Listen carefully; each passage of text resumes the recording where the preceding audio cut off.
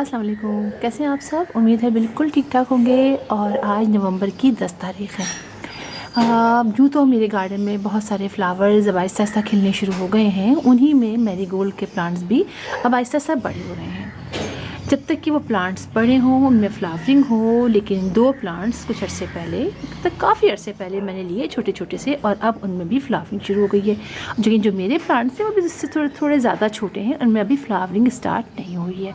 और सर्दियों में तो आप सभी लोग जानते हैं, सर्दियों का ज़िक्र आते ही कुछ फ्लावरिंग प्लांट्स ऐसे हैं जो हमारे जहन में फ़ौरन आते हैं, जैसे क्रिसैंथेमम है, पिटूनिया है, और साथ ही गुलदाउदी, ये मैरीगोल्ड का प्लांट, यानी गेंदे का प्लांट। सर्दियों में गेंदे के प्लांट्स हमें हर तरफ दिखाई देते हैं, हर घर में, पार्क्स में, नर्सरीज़ में, और लगते भी बहुत खूबसूरत है। बल्कि बहुत सारे लोग तो उसको गर्मियों में भी अब किसी न किसी तरीके से ग्रो कर लेते हैं। और कुछ प्लांट्स मैरीगोल्ड की ऐसी जो टाइप्स आ गई हैं जो कि गर्मियों में भी बहुत अच्छी तरीके से हमारे घरों में ग्रो हो जाती है।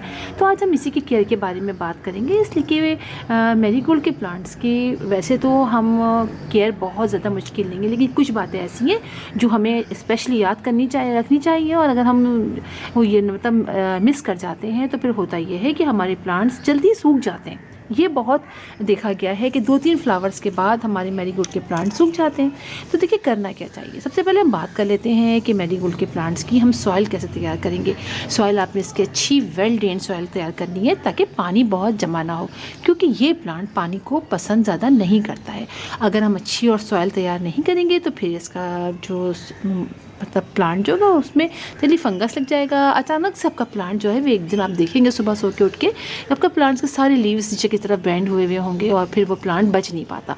लिहाजा आपने सॉइल अच्छी बनानी है। आपने सैंड को 50% लेना है। सैंड या तो आप कंस्ट्रक्शन के सैंड ले सकते हैं वो, या फिर ये कि जो बालू मट्टी होती है जो हमारी नर्सरीज में मिलती है वो बहुत अच्छी होती है। बालू मट्टी ले लीजिए। उसके अलावा आप ले लीजिए गोबर की खाद ले लीजिए 25%, और 25% आप कंपोस्ट ले लीजिए। 50% आप सैंड लीजिएगा। तो उससे ये होगा कि आपकी मिट्टी बहुत अच्छी वेल ड्रेन बनेगी। और दूसरी बात ये कि आप इसको फुल सनलाइट में रखेंगे। मैरीगोल्ड के जो प्लांट्स होते हैं उनको ज़्यादा सनलाइट पसंद होती है, लिहाजा आप कोशिश कीजिएगा ऐसी जगह रखें जहाँ पर ज़्यादा से ज़्यादा सनलाइट आए। ज़्यादा सनलाइट आएगी तो फिर आप पानी का भी ख्याल रखेंगे। अब ये नहीं कीजिएगा कि पानी की कम ज़रूरत है तो फिर आप सनलाइट में पूरे दिन रखें, लेकिन पानी आप बहुत कम दें। आप इसकी सॉइल चेक करके पानी देंगे। आप देखेंगे कि इसके अंदर सॉइल खुश्क हो गई है, उंगली से टच कर लीजिएगा, आपको पता चल जाएगा कि अच्छी खासी खुश्क हो गई है। कभी कभी लीव भी हल्के तो अच्छे से बैंड कर जाते हैं, नीचे की तरफ हो जाते हैं, तो उससे भी आपको अंदाज़ा हो जाएगा। फिर आप पानी डालिएगा, ठीक है। ओवर वाटरिंग बिल्कुल भी इस प्लांट की नहीं करनी है, और आपने इसको धूप में रखना है, फुल सनलाइट में रखना है, ठीक है। एक तो ये बात हो गई।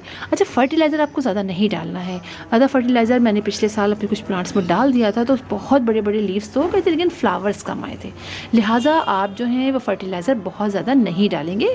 नॉर्मली फर्टिलाइज़र जो थोड़ा बहुत आप 15 डेज़ में डालते हैं वो आप डालिएगा। इसके अलावा मज़ीद आप नहीं डालिएगा। कभी मिस कर जाएँ तो आप मिस कर दें, कोई मसला नहीं होता है। अच्छा, इसको सीड से भी ग्रो करते हैं, इसको इसके अलावा कटिंग से भी ग्रो करते हैं। कटिंग भी इसको लगा लेते हैं इजीली, लेकिन जो सीड से ग्रो करते हैं उसमें फ्लावरिंग बहुत अच्छी होती है। जो कटिंग से ग्रो करते हैं थोड़ी सी कम होती है, लेकिन होती उसमें भी है। इसके अलावा ये कि आप जो है इसकी ये ब्रांचेस, अच्छा ये ज़रूर कीजिएगा कि जैसे आपको लगे कि 4-5 दिन हो गए हैं और ये फ्लावर्स हल्के से सूखने से लगे हैं, थोड़े से डल होने लगे हैं, आप फ़ॉन कट कर दीजिए थोड़े यहाँ नीचे फासले से, ताकि जो नए आपके फ्लावर्स निकल इनको फ़ौरन बड़े होने का चांस मिले। होता ये है कि हम कहते नहीं अभी बहुत प्यारा लग रहा है, अभी हम नहीं कट करते हैं, तो फिर होता ये है कि ये प्लांट जो है वो सूखने लग पाती, इतनी फ्लावरिंग नहीं होती है। फिर प्लांट जो है वो पूरा टाइम इसको जो नया फ्लावर है उसको एनर्जी दे, इसके ही उसमें लगा रहता है। लिहाजा आप इसको कट कर दीजिए, इसको सुखा लीजिए, साइड में कहीं रख दीजिए। जब सूख जाए तो आप दोबारा से इसको लगा लीजिए। तो इस तरह आप इसको लगातार लगाते रहते हैं। तो इस तरह आपके पास सूख जाए, उसी को दोबारा आप सीड रख दीजिए। उसके बाद सीड सूख जाए तो आप ऐसे करके किसी मट्टी फैला के मट्टी ऊपर से डाल दीजिए, तो दोबारा से आपका ये गेंदे का प्लांट निकल आएगा। इसके अलावा ये कि पिंचिंग आप ज़रूर कीजिए। पिंचिंग करते रहेंगे तो आपका प्लांट बुशी से बुशी होता रहेगा। ये छोटी बातें हैं जो आप कीजिए, और इंशाल्लाह देखेंगे आप कि आपका प्लांट बहुत अच्छी तरह ग्रो करेगा। तो फिर इंशाल्लाह आपसे मुलाकात होगी किसी और वीडियो में किसी और टॉपिक के साथ। तब तक के लिए अल्लाह हाफिज़।